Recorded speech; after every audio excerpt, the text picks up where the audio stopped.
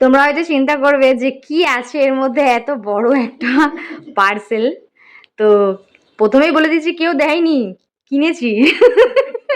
যে আসলে এটা আমি আমার শ্বশুর শাশুড়িকে দিচ্ছি। আমার থেকে তো লম্বা মনে হচ্ছে। হ্যাঁ রে, অনেক লম্বা। আসলে দুর্গাপূজায় তো ওনাদেরকে কাপড় জামা দেওয়াই হয়, তার সাথে সাথে এইবারে মনে হলো একটা ভালো গিফট দিই। তো এই যে ট্রলিটা আমি শ্বশুর শাশুড়ির জন্য কিনেছি আর কি। এই যে দেখো, সুন্দর কালার। মা, কালারটা আমার শুরু থেকেই পছন্দ, পার্পল কালার। এই দেখো, কালারটা খুব সুন্দর হয়েছে। দারুণ না?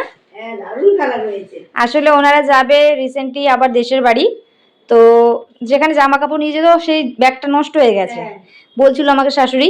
তো আমি হাজব্যান্ডকে বললাম এবারে আমি একটা গিফট দেবো বাবা মাকে। তো এই যে শ্বশুর শাশুড়ির জন্য নিয়েছি। আর শ্বশুর শাশুড়িকে দেশে যেতে হয় মাঝে সাঝে 2 মাস 3 মাস অন্তর অন্তর, কারণ আমার শ্বশুরের মা এখনো বেঁচে রয়েছে।